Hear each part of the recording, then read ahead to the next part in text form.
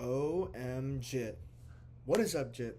We are back. It has been a good while, longer than I normally take, but see, I got my notebook with me. I have some things to report on.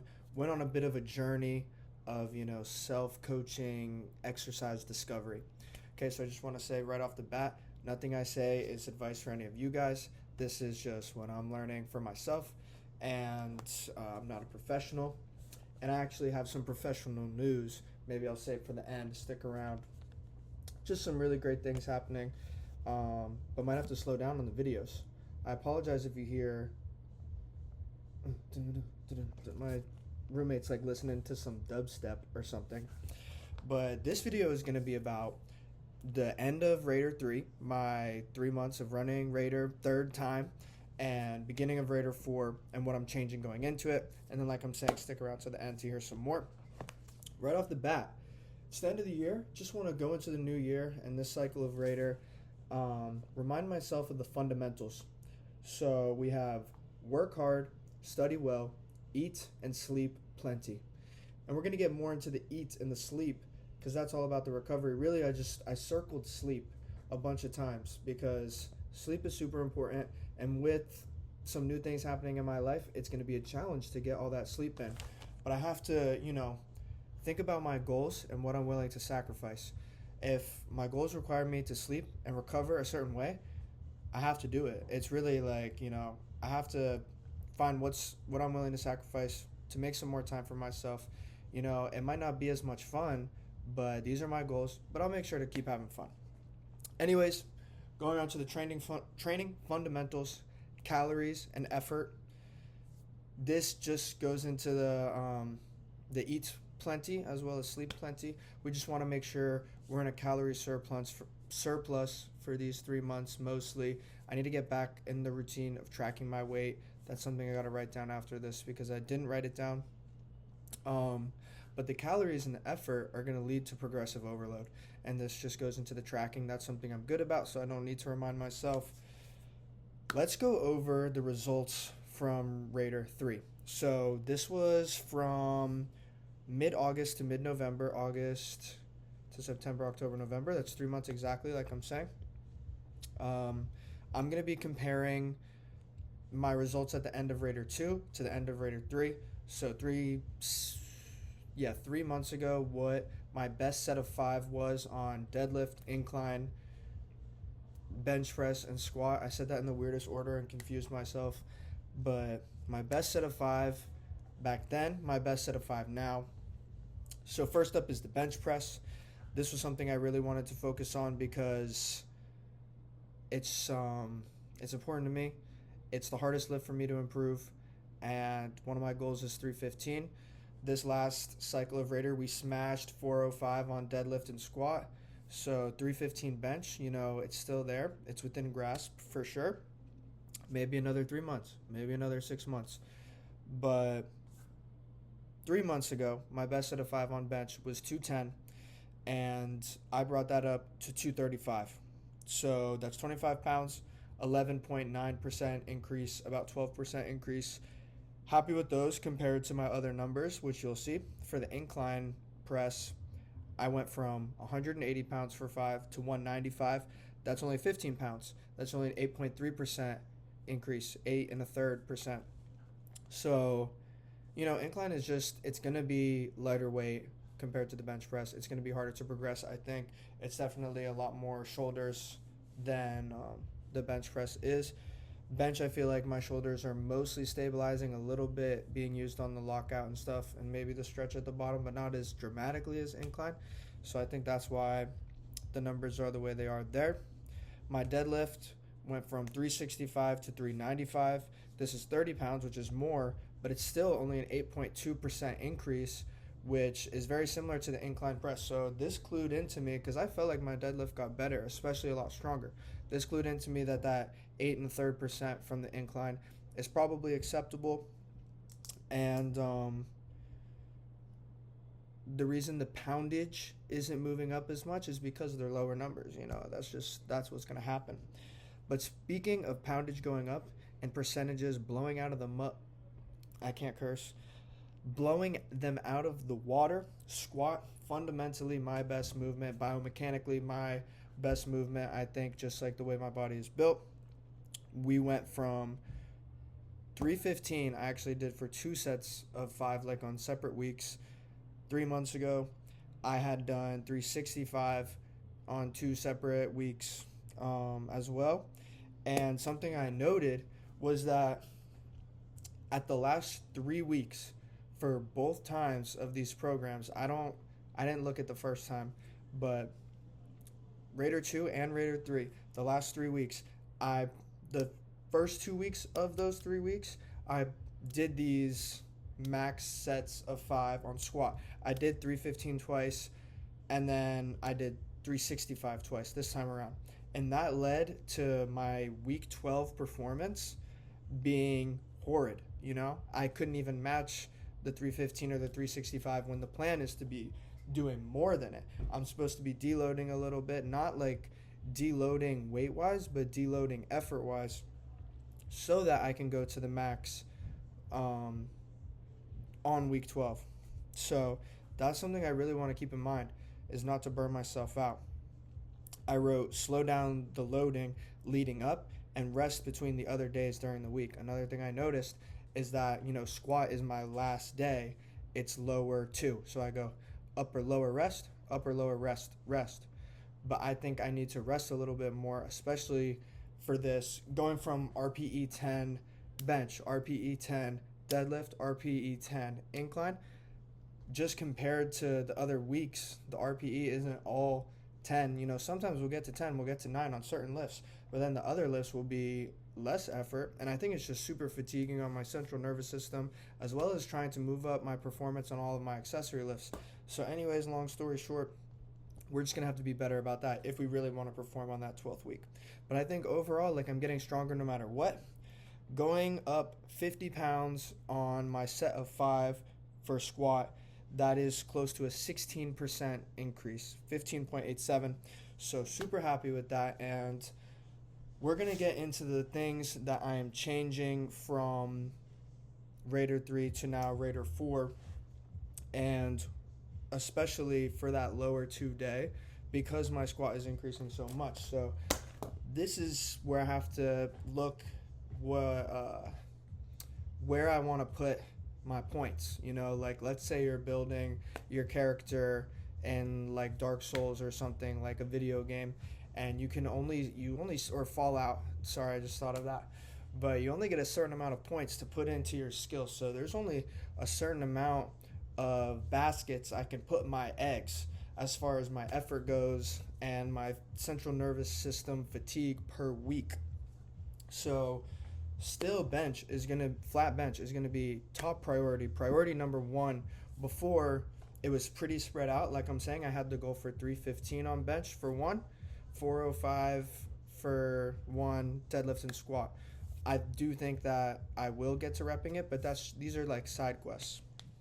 So I think now that I've gotten deadlift and squat taken care of, now the next goal for those is 500, which is awesome. And that's a bit farther away than this 315 bench. So I got to start putting some more eggs in my bench basket. And, deadlift and squat are still going to improve, but just not at the same rate as before. Maybe the deadlift will be like an 8% again. And my squat, maybe I can bring the 16% down. Not that I want to perform worse, but I think I just need to spread out the fatigue and the effort, like I'm saying. So anyways, I'm going to go through my 2 upper body days and 2 lower body days and tell you guys what I'm changing and why. A lot of these things until the end are just like having a better standard of form.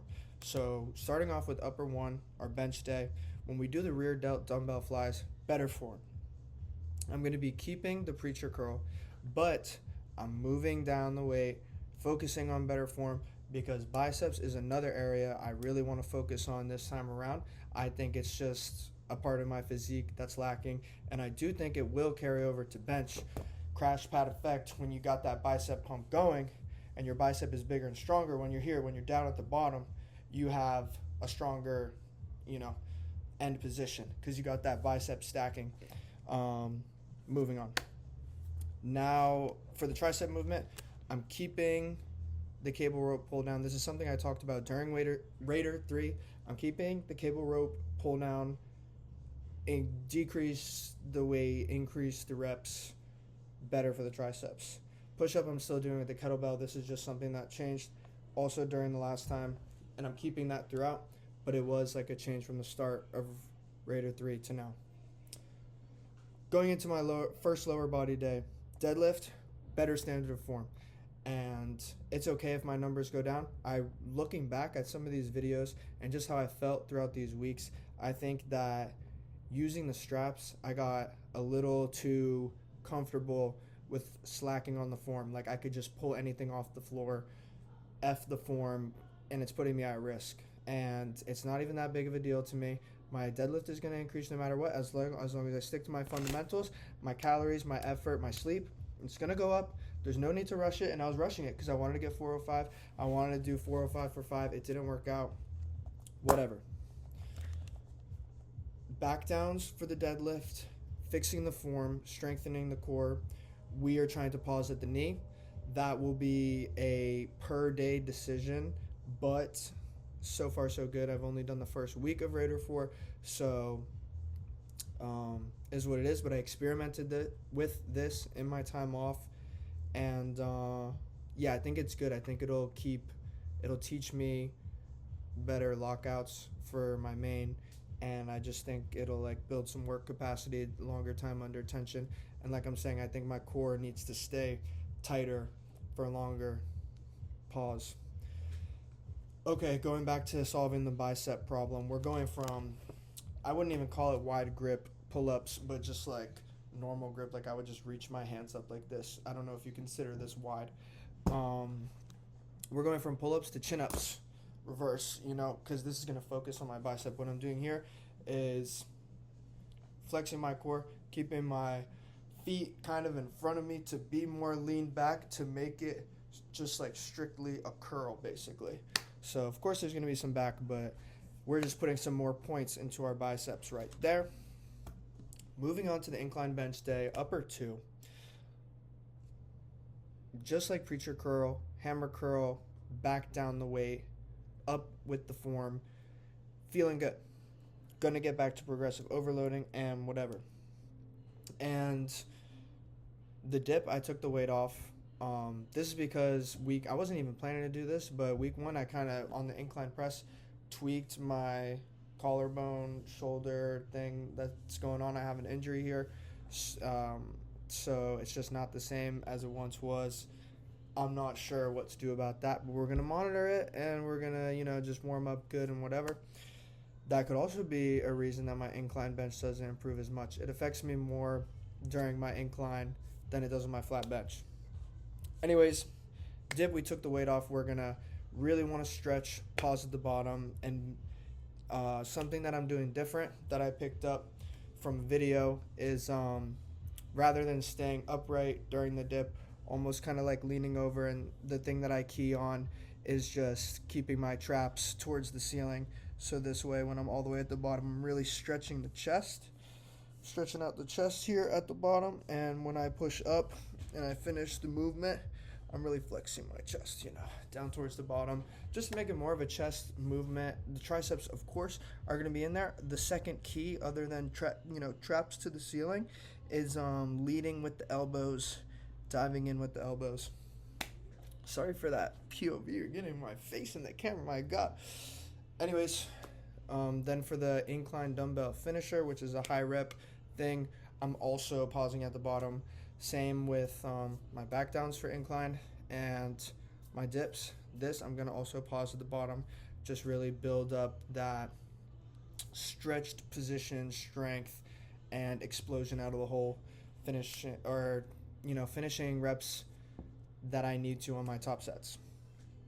Lower body 2. I didn't even write down everything I need to talk about, but I'm going to try and figure it out. First big thing is, after my squat, doing an actually chest supported row. So I think what I was doing before, I know what I was doing before, was a cable row, and there was no chest support. So I have my feet out in front of me, and I'm grabbing onto this. You can see doing a row, how this would lead into some low back fatigue, especially after my heavy sets of squats. So, because like I talked about earlier, biomechanically I'm better at squat, therefore I'm stronger, can load it more, and I will fatigue myself more on that movement because of those reasons. Because of that, I need to put extra effort into conserving my CNS and fatigue on these squat days.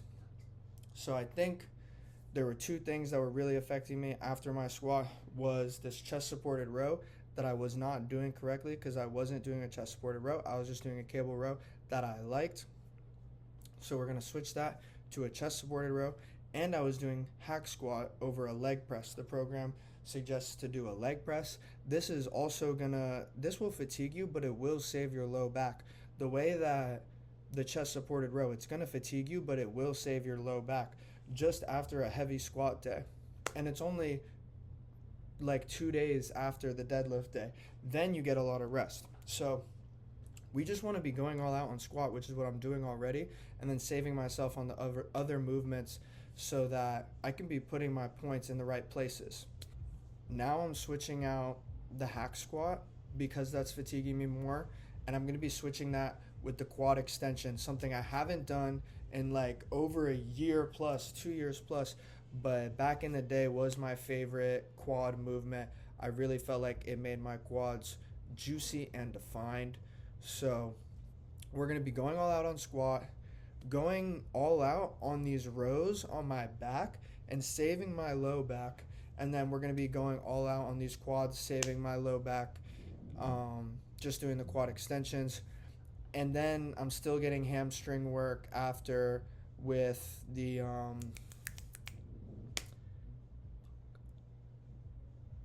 hip thrust. With the hip thrust. My God. I did my lower 2 day today, so I'm freaking exhausted. I'm fatigued. I mean, it was great, and you guys are going to see it. Now we're going to get into the life side of the things, the professional stuff. Like I said, wait until the end for the fun stuff. So, right now, currently, I'm between my fall and spring semester in school, so I have a little bit of a break. Got final grades back, passed all my classes, feeling absolutely gleeful. So that was great. And I also started a new job. So it's huge stuff for me. This job is super exciting for me. I'm going to be working 5 more hours a week as compared to my last job. And I'm just super excited to be there. I'm not sure how much I can really talk about it, but yeah, I'm super excited. I thought the job I had before was a big boy engineering job, and it was an internship, and I still just have an internship, but I went from a smaller company to definitely a big boy company, somewhere that I could even spend my whole career at. So because of this, I'm going to have less time, and soon classes are going to be starting up again. I'm going to have less time again. I think that video-wise, instead of making 4 videos per week for each day that I have, I'm just going to group them all into one video where I can film it at one time, longer form, kind of like this video, and that'll be easier for me. I'll include all my lifts and things that I could note on them, just whatever is going to help me, because this is for me to better track and improve. That's all I have for you guys. Have a good one. Looks like today we just have extra content on extra content. I'm going to share with you guys my successes as well as my failures. Here's one of my failures. This is a time lapse of me doing 135 for 60 reps. I believe I told you guys I was interested in doing 100, but it just wasn't fun for me anymore. Now, of course, for that failure that I shared, I'm going to need my get back and a success. Here's 405 for 1. I like the depth. I don't even stop anywhere throughout. Just an awesome lift.